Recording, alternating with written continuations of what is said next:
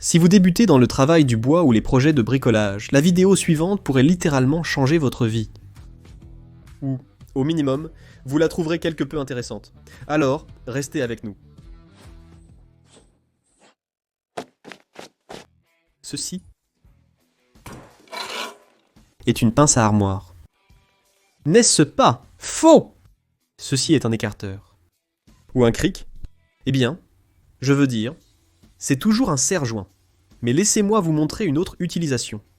Sur ces serre-joints pour armoire, il suffit de tirer sur cette goupille, de la retirer. Puis vous pouvez enlever ce pied. Et ensuite, vous pouvez retirer toute cette pièce ici. Retournez-le de l'autre côté et... ça peut être un peu délicat. Parfois, c'est un peu difficile de le faire passer.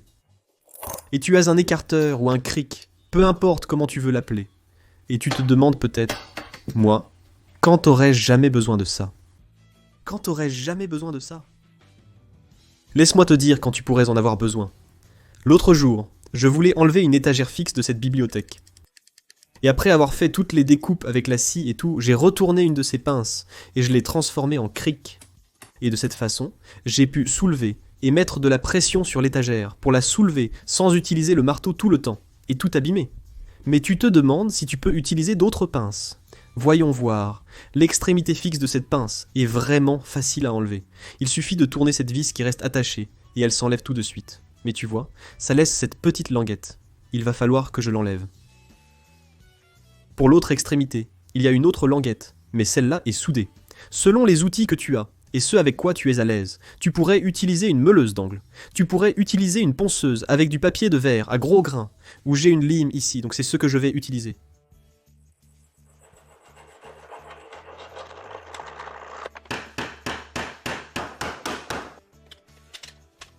Il suffit de faire glisser les deux parties de la pince dans la direction opposée à celle dans laquelle elles étaient normalement orientées. Et maintenant, tu as ton écarteur. Ou un cric, ou comme tu préfères l'appeler. Si jamais tu as besoin d'utiliser un gabarit, ou peut-être que tu dois juste tracer le contour de quelque chose d'assez compliqué, et que tu veux fixer temporairement deux morceaux de bois ensemble, le ruban adhésif pour moquette, c'est ton meilleur ami. Laisse-moi te montrer comment ça marche. Disons que, pour une raison quelconque, je veux fixer ce morceau de bois à cet autre morceau de bois temporairement. Je vais juste couper un morceau de ruban adhésif pour moquette ici pour ça. Le mauvais outil.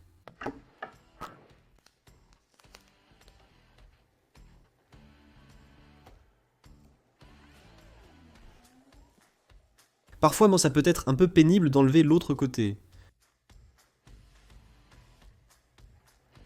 Parfois, non.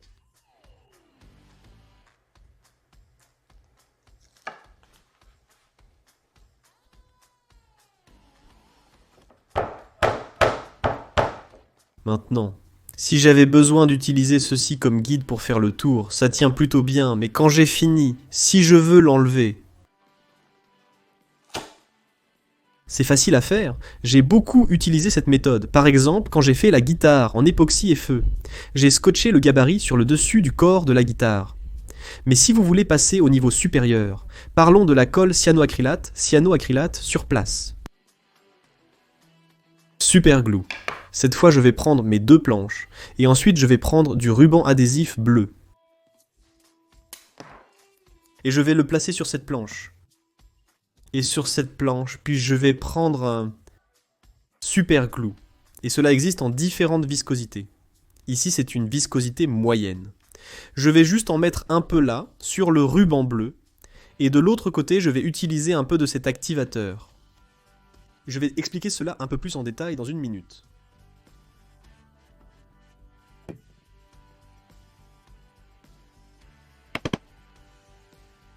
Et maintenant, c'est bien collé. Et c'est même mieux collé qu'avec le ruban adhésif pour moquette. Parce que le ruban pour moquette a un peu d'épaisseur, donc il y a un peu de souplesse. Alors que là, il n'y en a pas vraiment. Mais quand vous êtes prêt à le démonter, voilà, le ruban bleu s'enlève et... Le ruban bleu s'enlève. C'est la méthode que j'ai utilisée quand j'ai usiné l'arbre sur la table en bois et époxy vieille de 300 ans que je viens de terminer. Vous avez vu cette vidéo? Bref, j'utilise la méthode du ruban bleu et de la colle cyanoacrylate. Puisque je donne ces précieux conseils aujourd'hui, je ne pourrais pas continuer sans remercier le sponsor du jour, Policy Genius. L'activateur de colle cyanoacrylate est indispensable. J'ai passé des années sans avoir ça. Et si vous essayez d'utiliser de la colle cyanoacrylate ou de la super glue sur 99% des choses, vous verrez que ça ne marche vraiment pas très bien. Et c'est parce que la super glue fonctionne mieux si vous mettez une couche très fine, pour qu'elle puisse s'absorber et sécher rapidement. Sinon, vous verrez que la plupart des choses que vous essayez de coller ensemble, ça ne marche tout simplement pas. Mais avec cet activateur, et ça vous pouvez le commander sur Amazon ou ailleurs, avec cet activateur, ça fixe instantanément, et vous pouvez coller toutes sortes de choses ensemble et réparer plein de trucs. Laissez-moi vous montrer. Ces lumières LED dans le plafond de ma mère et de mon père n'arrêtent pas de casser. Le plastique ne cesse de se casser dessus. Donc je veux voir ce que je peux faire pour réparer ça. Les petits fils métalliques qui maintiennent ceci en place ne cessent de se casser parce que je suppose que l'électricien a utilisé des lumières de mauvaise qualité quand il les a installées. Ce ne sont pas, vous savez, on n'en a pas en rab, donc je ne peux pas vraiment en trouver un identique. Donc je veux pouvoir réparer ça. Alors je vais vous montrer mon astuce super méga colle, et c'est le bicarbonate de soude. Quand vous combinez de la colle forte, un activateur, et du bicarbonate de soude, vous obtenez la trifecta, une super fixation, une super adhérence, d'accord ? Je vais donc continuer et mettre un peu de super glue ici. Maintenant, pour cet objet en particulier, je ne me soucie pas de l'apparence, je veux juste que ça fonctionne. C'est à peu près là où ça va. Et ça prend juste là, d'accord ? C'est juste un peu... Ça va prendre une éternité pour que cette super glue sèche, si jamais elle sèche.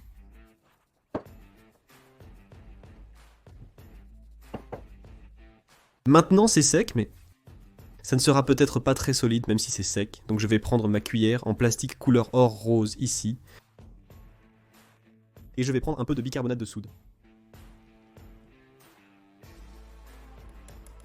Et je vais en saupoudrer dessus. Et ensuite, je vais mettre un peu de super glue dessus. Il y a une réaction qui se produit entre le bicarbonate de soude et la super glue. Et ça transforme en gros la super glue en une sorte de plastique. Vous pouvez utiliser ça pour réparer toutes sortes d'objets en plastique. Et vous pouvez voir, même si c'est difficile à voir à la caméra, mais partout où le bicarbonate de soude est allé, c'est comme une couche super dure de plastique et elle est simplement recollée dessus. Et maintenant, c'est comme neuf. Et ça, c'est comme le troisième que j'ai dû réparer. Est-ce que...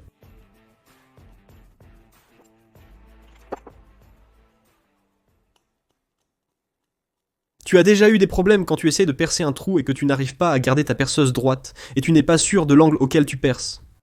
Voici une petite astuce rapide et facile pour t'aider avec ça. Prends un autre bloc, prends le coin de ce bloc et place-le juste là où tu veux faire ton trou. Et ensuite aligne le forêt de la perceuse avec ce coin.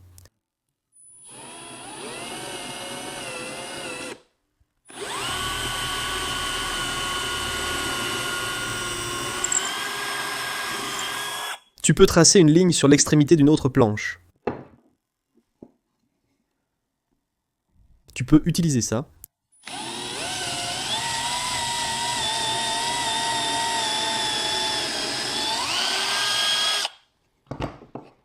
Tu peux prendre deux blocs. Laisse un peu d'espace là. Place ton forêt dans ce coin-là.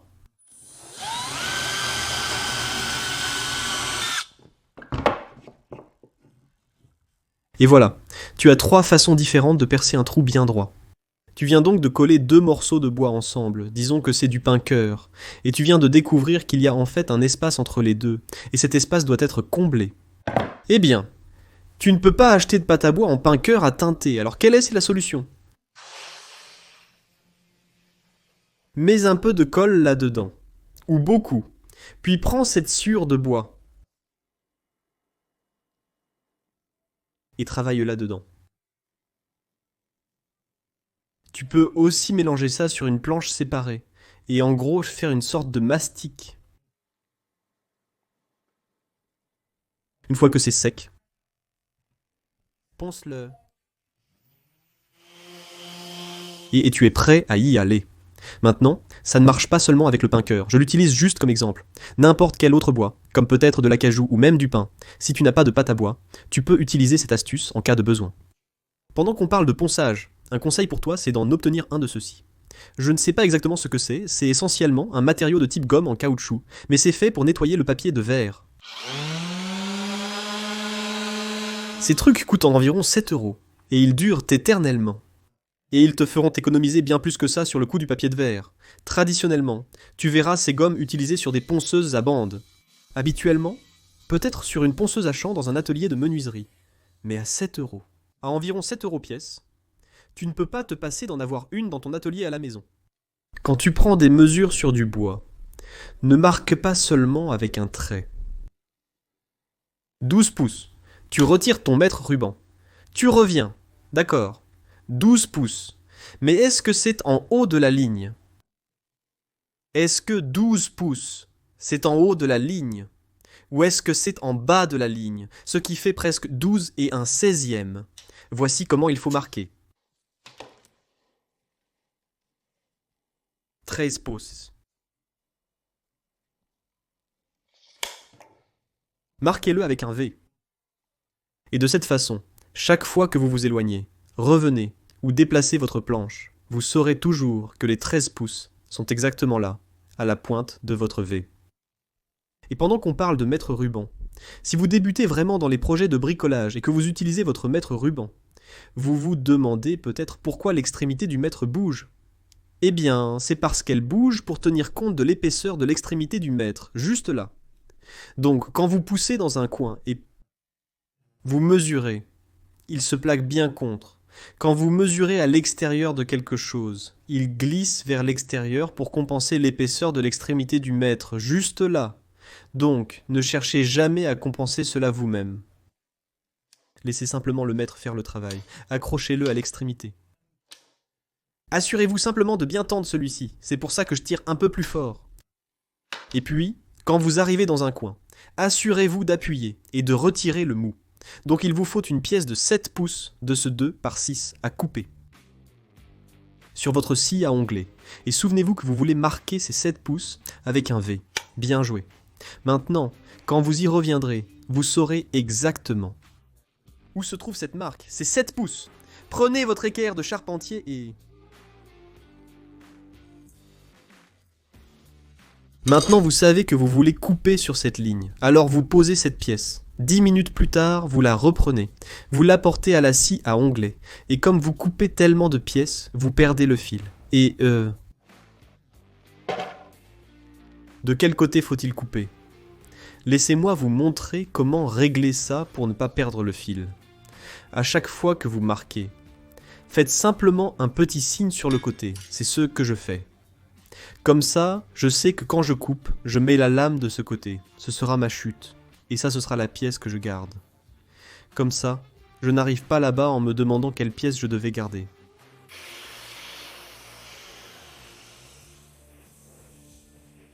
Si vous avez déjà teinté du bois, vous savez à quel point ça peut être pénible de le faire, d'accord? Parce qu'on finit par voir toutes les traces de ponçage si on ne fait pas attention. Eh bien, voici une astuce pour ça. Voilà, cette pièce, je l'ai poncée. Oh, elle est tellement lisse et belle. Mettons un peu de teinture dessus et voyons à quoi ça ressemble.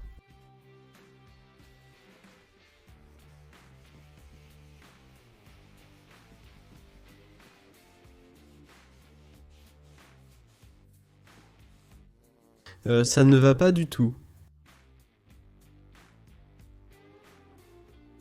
Vous voyez toutes ces rayures. L'astuce pour voir ces marques de ponçage avant d'appliquer la teinture, c'est de pouvoir faire ressortir le grain. Et certaines personnes le font en mouillant un chiffon et en mettant de l'eau sur le bois. Et cela fera ressortir le grain pour que vous puissiez voir les marques de ponçage. Mais le problème, c'est que cela peut aussi faire absorber la teinture différemment par le bois. Alors laissez-moi vous montrer une meilleure méthode.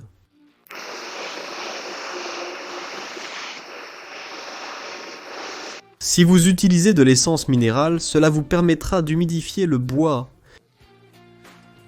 Et cela fera ressortir le grain. Ainsi vous pourrez vérifier s'il y a des marques de ponçage avant de teinter.